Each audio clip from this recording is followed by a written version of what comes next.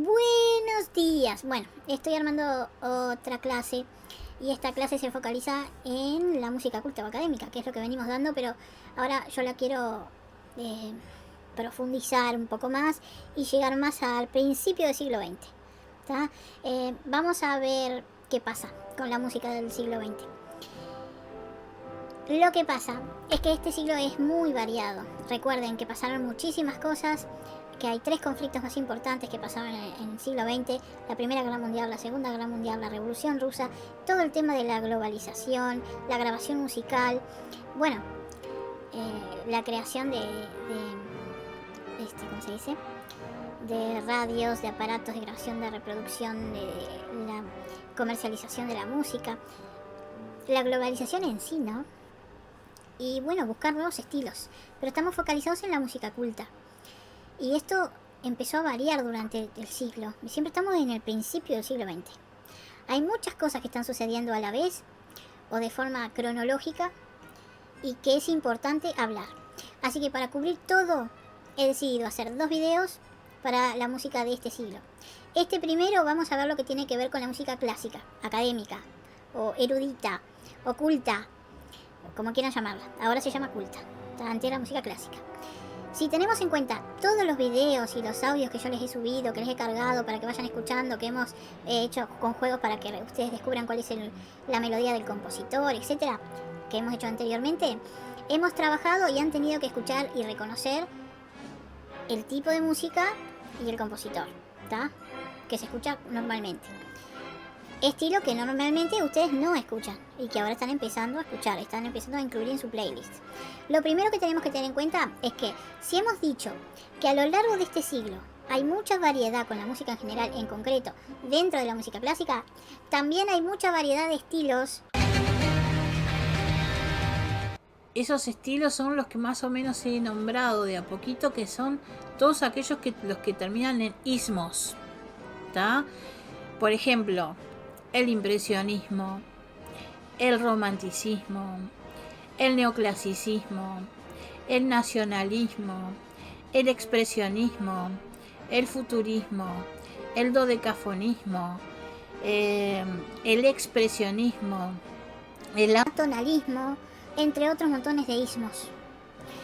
Hay algunos que suceden más o menos a la vez, la misma época, pero hay otros que no coinciden tanto y que si se puede ordenar podríamos darle una forma cronológica. Pero como hay tanto que decir y hay mucho para elegir, y no son pocos los ejemplos de compositores que pasaron por muchos y varios estilos o varios ismos, hoy nos vamos a focalizar en algunos, ¿tá? Pero siempre que pongamos algún ejemplo de algún compositor dentro de esas corrientes, no hay que pensar que solo pertenece absolutamente a ese ismo, ¿tá? Por decir una manera, ¿no?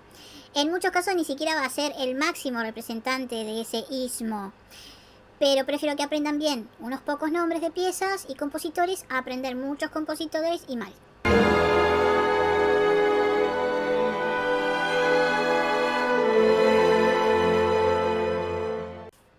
Antes de meternos de lleno con todos los ismos, primero tenemos que hablar de una cosa muy importante. Algo que va a influenciar un montón en que existan este tipo de corrientes que se acuerdan que hemos nombrado y escuchado, por ejemplo, a Wagner. Una de las últimas piezas que compuso, por ejemplo, fue esto.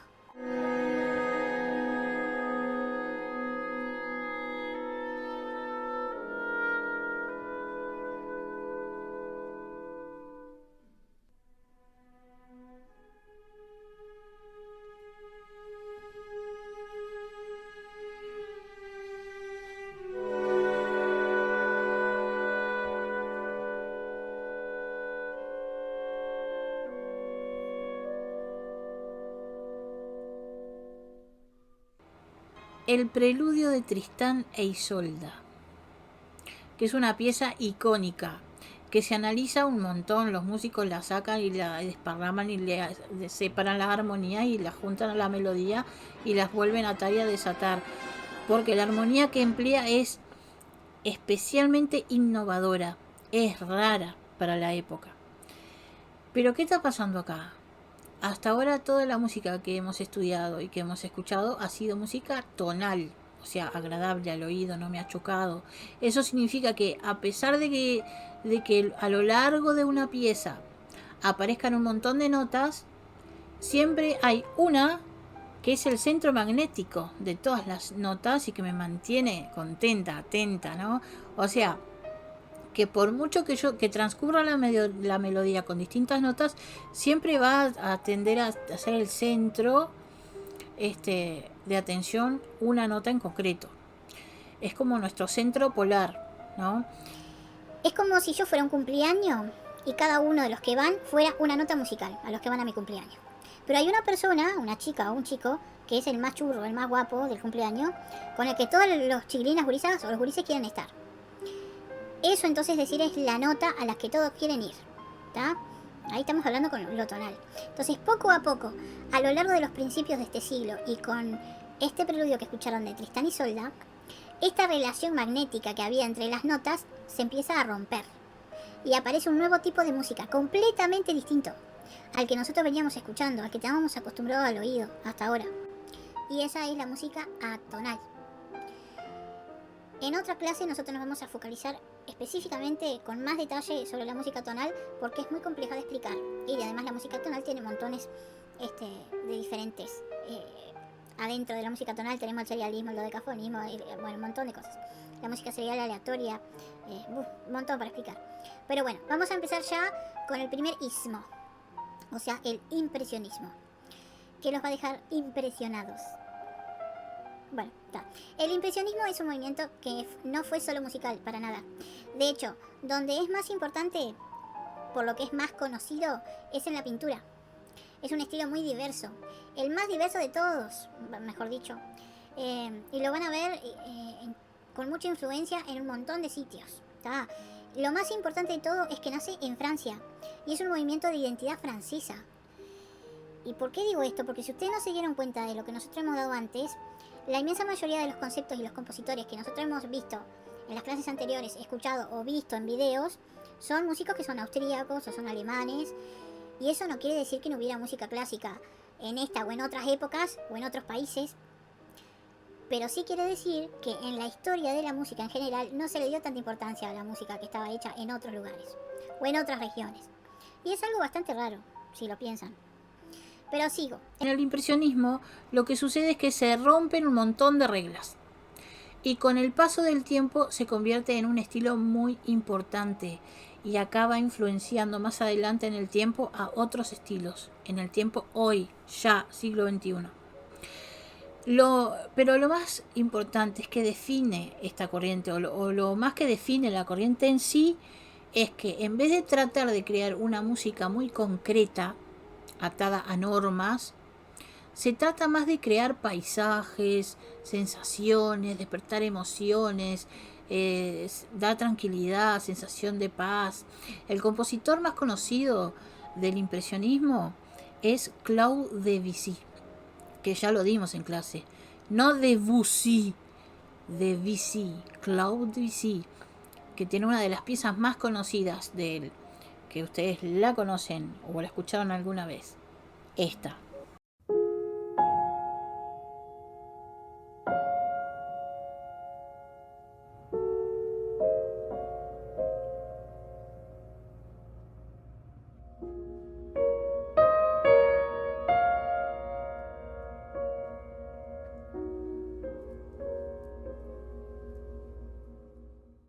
Pero tampoco podemos olvidar a Ravel. Ravel es otro compositor francés. Escuchen.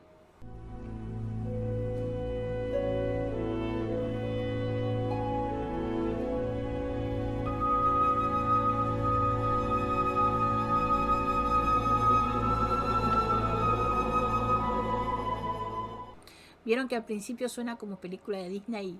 Sin embargo, no es una pieza muy famosa esa de Ravel. Capaz que le suena mucho más esta otra composición o esta otra pieza. Escuchen.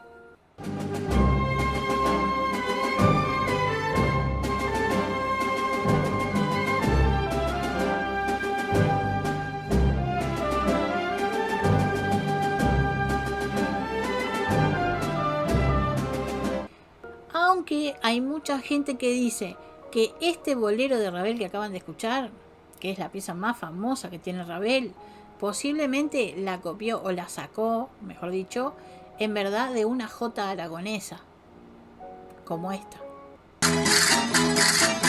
Y corremos la pantalla y nos vamos para otro ismo. Vámonos para el expresionismo. De todos los movimientos, el expresionismo es el que se ve más influenciado por la atonalidad, que es la que estamos mencionando, ¿tá? La música atonal. ¿Por qué? Porque era una música que tenía una forma distinta de componer. Y que obvio, como era distinta, al principio la criticaban y luego acababan componiendo música con ese género. Como todo lo nuevo que surge, primero se critica, se juzga y después al final la terminas escuchando o componiendo. Y esto es muy importante porque la influencia de estos compositores de este estilo llega hasta la música clásica de nuestros días. Y el compositor especialista más importante, sin dudas, pero sin lugar a dudas, se llama Arnold Schoenberg. Bueno, se llamaba porque está súper remuerto. Arnold Schoenberg lideró un grupo de compositores muy famosos en un momento histórico muy jodido que la Segunda Guerra Mundial, ¿no? Esos músicos famosos a los que se les conoce como la Segunda Escuela de Viena es un grupo de músicos que estaba integrado por él, Weber, Alban Berg, y ellos tomaron las reglas post-wagnerianas, o sea, después de Wagner, y empezaron a desarrollar por completo todo, ¿tá? Hasta que logran armar algo y dar con la atonalidad. Bueno, todos los compositores dodecafonistas, que son en este caso Arnold Schoenberg, Alban Berg, fueron perseguidos en la época de los nazis, porque fue prohibida la música dodecafónica, porque generaba imágenes que te hacían pensar en la destrucción, en la guerra, en el sufrimiento. Lo mismo pasó con las pinturas de la parte expresionista. Entonces los músicos dodecafónicos en los lugares donde estaban o estaban los nazis no podían estar, se tenían que ir para otro lado, sino toca otra cosa, pero nada de expresionismo, nada de dodecafonismo, nada de serialismo, ubíquese, porque si no, capicho. Poco a poco las ideas respecto a la atonalidad se hicieron cada vez más presentes en la escena alemana, poco a poco. Schoenberg decía que la música atonal era un resultado inevitable para el progreso de la música y que después de años experimentando con música tonal y con todo lo que podíamos hacer con los acordes y las notas, etc., esa era la dirección que debía tomar la música y que no iba a ser algo pasajero, sino que iba a ser un paso necesario y totalmente irreversible en el siglo XX, que iba a marcar la historia de la música culta en el siglo XX. Pero claro, hasta ahora lo único más o menos atonal que hemos oído ha sido el preludio de Tristán e Isolda. Entonces, vamos a ir a una de las piezas más conocidas de Arnold Schoenberg para que se hagan una idea de cómo es que suena esta música.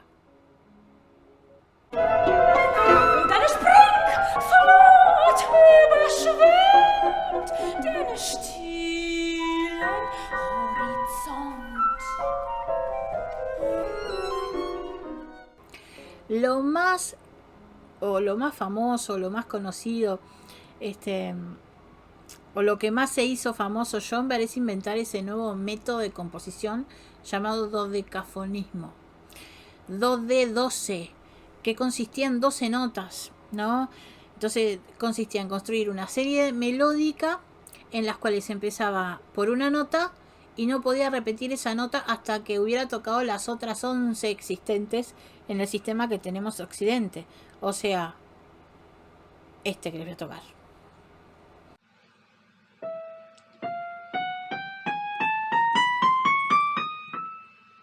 Entonces si contamos tenemos 1, 2, 3, 4, 5, 6, 7, 8, 9, 10, 11, 12. Y esas eran las 12 notas del sistema dodecafónico de Arnold Schoenberg, que podía ser de la inversa también. Do sostenido, re sostenido, mi, fa sostenido, sol sostenido, la sostenido, si bemol, la bemol, sol bemol, fa, mi bemol, re bemol, do. Y yo con estas 12 notas jugaba. Pero no podía repetir las secciones, o sea que tenía que usar las 12 notas sin repetir ninguna. Y para después empezar a utilizar otra. Entonces, teníamos la serie original una serie invertida, una serie inversión espejo, la inversión del espejo, pero siempre había que cumplir con las 12 notas sin repetir ninguna antes de volver a empezar las 12 notas. Es algo bastante curioso. Y ese fue el sistema dodecafonista, que después lo vamos a dar más con más tiempo y explicándolo en forma más tranquila para que se entienda. Entonces se asocia Arnold Schoenberg con el atonalismo, a su vez con el inventor del dodecafonismo, también está dentro del expresionismo y del serialismo. Aunque no sea un compositor 100% expresionista, porque como les dije pasa por todo eso, está pasando por todos esos estilos. Primeramente atonalista, clarísimo. Luego dentro del serialismo, que son esa serie de 12 notas, que luego se le llama dodecafonismo, el expresionismo, y no podemos terminar de hablar de los ismos sin hablar de Stravinsky. Que Stravinsky estaba totalmente en desacuerdo y habló pestes de Arnold Schoenberg y que él no iba a hacer eso, que era un mamarracho. Y bueno, después que se muere Arnold Schoenberg, al fin y al cabo Stravinsky toma su técnica y hace algunas composiciones no tan atonales, pero sí toma su escala dodecafónica. Entonces Stravinsky, la consagración de la primavera, es una de las obras que, aunque no sea tan atonal, tampoco es tonal del todo, digamos. Entonces este compositor y esta obra dan para hablar mucho, pero me conformo con que se queden con el nombre de la obra y con el nombre de la pieza y que la escuchen. Ahora piensen que esto que van a ver y que van a escuchar es un ballet.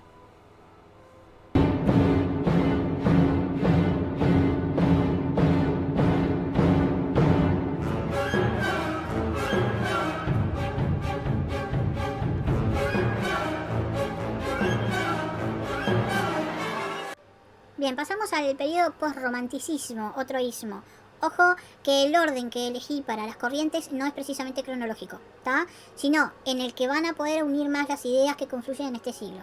Entonces, el postromanticismo es en parte la continuación del romanticismo, que era el periodo anterior básicamente, y que es un estilo que parte de esa tradición anterior del romanticismo, pero que se empieza a desarrollar aún más con la influencia de lo que se está viviendo y de la música del siglo XX.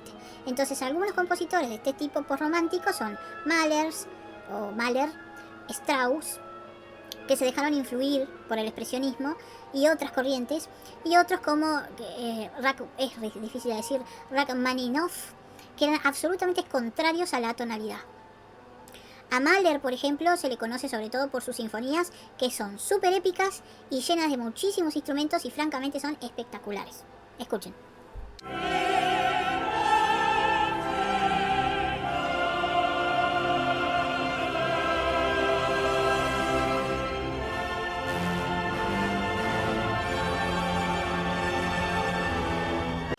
Famoso por las orquestaciones que hacía, es decir, cómo componía las partes de cada uno de los instrumentos, cómo funcionaba entre sí, porque eran muy difíciles de hacer, eran difíciles de comprender, difíciles de analizar, de escuchar, pero pasará a la historia por ser el compositor que hizo esto.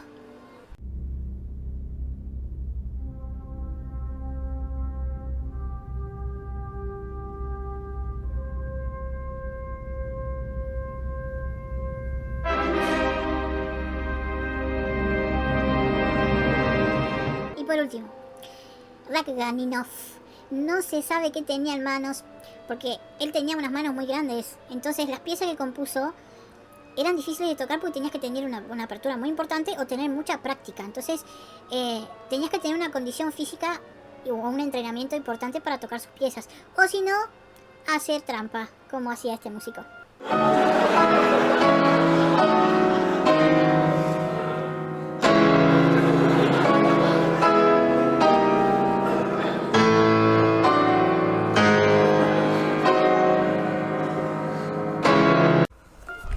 Pues bien, chicos, esto es todo por hoy. Espero que no se hayan aburrido. Traté de hacerlo lo más gracioso posible y bueno, jugando un poco con las velocidades y la voz y todo. Que hayan aprendido, y les dejo una tareita abajo que tiene que ver con esta parte. No lo hice, en realidad el video era más largo, pero me pareció que era demasiado largo y se iban a aburrir. Entonces la otra parte lo hago después para la clase que viene. Y terminamos la primera sección que se iba a dividir en 2, creo que lo vamos a dividir en 4. Que tengan buena semana y espero que les haya gustado mi clase. Les di lo mejor que pude con el tiempo que tengo. Un abrazo. Chau, chau.